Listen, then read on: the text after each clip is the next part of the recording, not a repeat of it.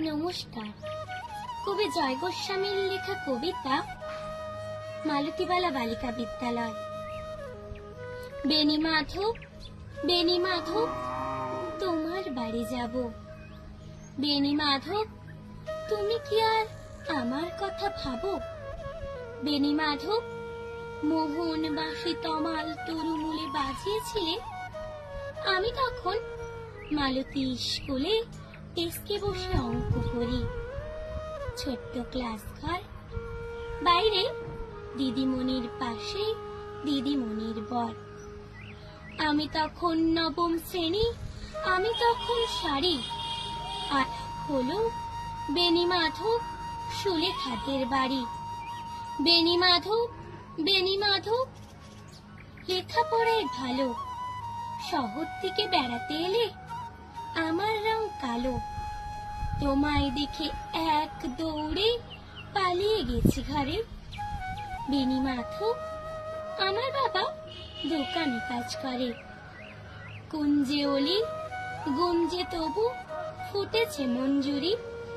সন্ধ্যাবেলায় পড়তে বসে অঙ্কে ভুল করি। আমি তখন নবম শ্রেণী, আমি তখন 16। ব্রিজের ধারে বেনি মাধব লুকিয়ে দেখা হলো। বেনি মাধব, বেনি মাধব, এত দিনের পরে সত্যি বলো, সেসব কথা এখনো মনে পড়ে? সেসব কথা বলেছো তুমি তোমার প্রেমিকাকে?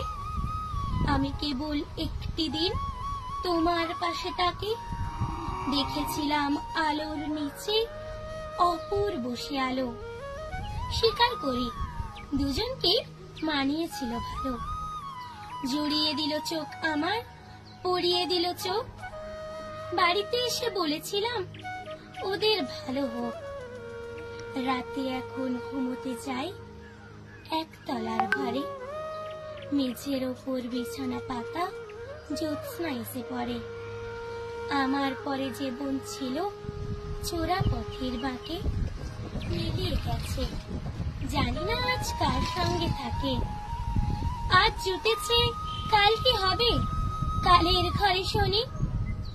আমি এখন এই পাড়ায় সেলাই দিদিমণি। তবু আগুন বেনি মাধব, আগুন জ্বলে কই? কেমন হবে আমিও যদি নষ্ট মেয়ে হই। নমস্কার।